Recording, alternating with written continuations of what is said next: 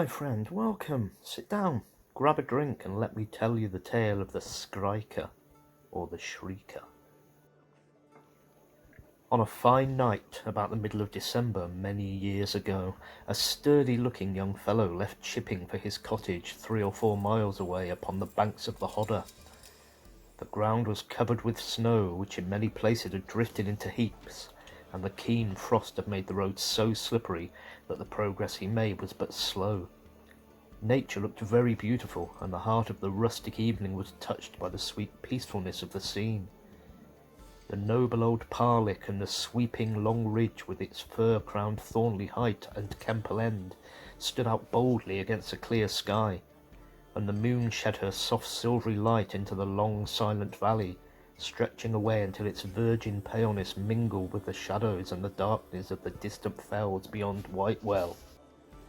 All was still, save when the sighing wind rustled gently through the frosted branches of the leafless trees by the roadside, and shook down upon the wayfarer a miniature shower of snow, for even the tiny stream, so full of mirth and music in the summer-time, had been lulled to sleep by the genius of winter,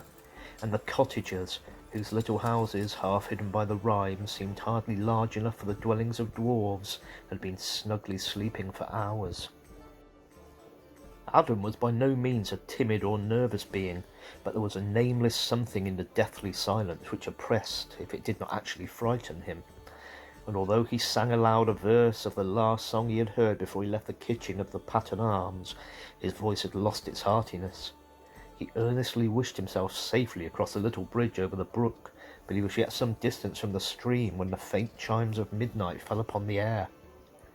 Almost immediately after the last stroke of 12 had broken the silence, a cloud passed over the face of the moon, and comparative darkness enveloped the scene. The wind, which before had been gentle and almost noiseless, began to howl amid the boughs and branches of the waving trees, and the frozen snow from the hedgerows was dashed against the wayfarer's face. He had already begun to fancy that he could distinguish in the sighing of the wind and the creaking of the boughs unearthly cries and fiendish shouts of glee, but as he approached the dreaded stream his courage almost entirely failed him, and it required a great effort to keep from turning his back to it and running away in the direction of the little village at the foot of Parlick. It struck him, however, that he had come a long distance, that if he did go back to the Pattern Arms the company would be dispersed and the inmates asleep, and what was more effective than all, that if he could only cross a bridge he would be safe.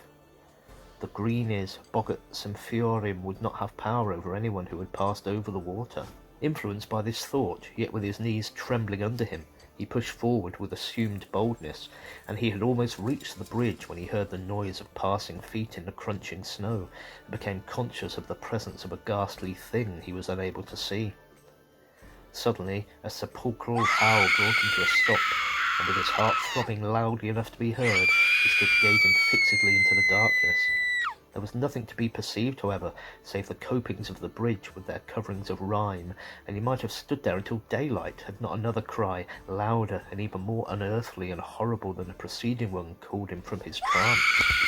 No sooner had the second scream died away than, impelled by an irresistible impulse, he stepped forward in the direction whence the noise had come. At this moment the moon burst forth from behind the clouds which had for some time obscured her light, and her rays fell upon the road, with its half-hidden cart track winding away into the dim distance, and in the very centre of the bridge he beheld a hideous figure with black shaggy hide and huge eyes closely resembling orbs of fire. Adam at once knew from the likeness the dread object bore to the figure he had heard described by those who had seen the Skriker, that the terrible thing before him was an ambassador of death. Without any consciousness of what he was doing, and acting as though under the sway of a strange and irresistible mesmeric influence, he stepped towards the bridge, but no sooner did he stir than the frightful thing in front of him, with a motion that was not walking but rather sort of a heavy gliding, moved also, slowly retreating, pausing when he paused, and always keeping its fiery eyes fixed upon his blanched face. Slowly he crossed the stream, but gradually his steps grew more and more rapid until he broke into a run. Suddenly a faint knowledge of the horrible nature of his position dawned upon him, A little cottage stood by the roadside, and from one of its chamber windows, so near to the ground as to be within his reach, a dim light shone, the room probably being occupied by a sick person or by watchers of the dead. Influenced by a sudden feeling of companionship, Adam tried to cry out, but his tongue clave to his parched mouth, and ere he could mumble a few inarticulate sounds, scarcely audible to himself, the dwelling was left far behind, and a sensation of utter loneliness and helplessness again took possession of him. He had thus traversed more than a mile of the road, in some parts of which, shaded by the high hedgerows and overhanging boughs, the only light seemed to him to be that from the terrible eyes, when suddenly he stumbled over a stone and fell. In a second, impressed by a fear that the ghastly object would seize him, he regained his feet, and, to his intense relief, the Skriker was no longer visible. With a sigh of pleasure he sat down upon a heap of broken stones, for his limbs, no longer forced into mechanical movement by the influence of the spectre's presence, refused to bear him further. Bitterly cold as was the night, the perspiration stood in beads upon his whitened face, and with the recollection of the Skriker's terrible eyes and horrible body strong upon him, he shook and shivered as though in a fit of ague. A strong and burly man in the very prime of life, he felt as weak as a newborn child, and, fearing that he was about to sink to the ground in a swoon, he took handfuls of the crisp snow and rubbed them upon his forehead. Under this sharp treatment he soon revived a little, and after several unsuccessful efforts he succeeded in regaining his feet and resumed his lonely journey. Staring at the least sough of the breeze, the faintest creak of a bending branch, or the fall of a piece of frozen rime from a bough, he slowly trudged along. He had passed a quaint old house at Chailey, the sudden yelp of a chained dog in a courtyard giving him a thrill of horror as he went by, and he had reached the bend in that part of the road which is opposite the towering wood-covered Kemple End. A keen and cutting blast swept through the black firs that crowned the summit, and stood like solemn sentinels upon the declivity. There was a music in the wind, mournful as a croon over the corpse of a beautiful woman whose hair still shimmers with the golden light of life, but Adam heard no melody in the moaning sighs which seemed to fill the air around him. To him, whose soul was yet under the influence of the terror through which he had so recently passed, the sounds assumed an awful nature, whilst the firs, standing so clearly defined against the snow which lay in virgin heaps upon the beds of withered fern, seemed like so many weird skeletons shaking their bony arms in menace or in warning. With a suddenness that was more than startling, there was a lull, and the breeze ceased even to whisper. The silence was more painful than were the noises of the blast battling with the branches, for it filled the breast of the solitary wayfarer with forebodings of coming woe. At the point he had reached, the road sank, and as Adam stepped into the almost utter darkness caused by the high banks, to which clung masses of decayed vegetation, beautified by the genius of winter into white festoons, again and again the terrible shriek rang out. There was no mistaking the voice of the Skriker from that of anything else upon earth, and, with a sickly feeling at his heart, Adam slowly emerged from the gloom, and, in expectation of the appearance of the ghastly figure, passed on. He had not to wait long, for as he reached the old bridge spanning the Hodder, once more he saw in the centre of the road, about midway of the stream, the same terrible object he had followed along the lane from the brook at Thornley. With a sensation of terror somewhat less intense than that which had previously influenced him,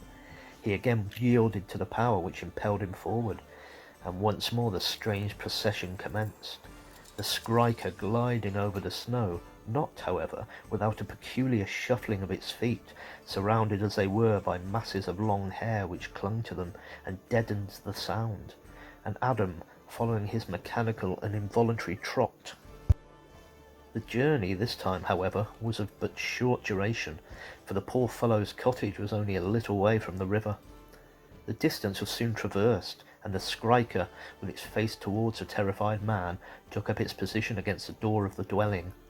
Adam could not resist the attraction which drew him to the ghastly thing, and as he neared it, in a fit of wild desperation, he struck at it, but his hand banged against the oak of the door, and as the spectre splashed away, he fell forward in a swoon.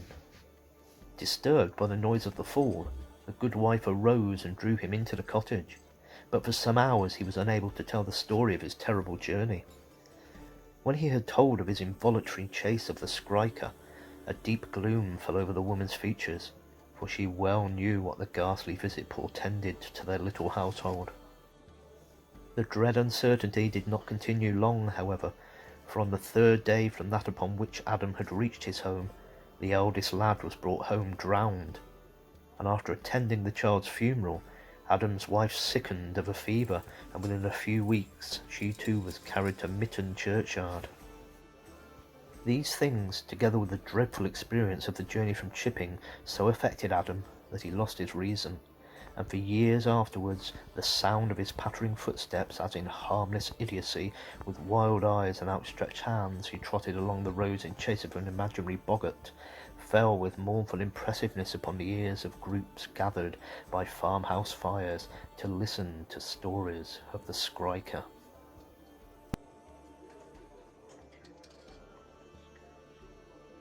And so ends the tale of the Skriker. If you enjoyed the telling, please like, subscribe, and leave a comment below.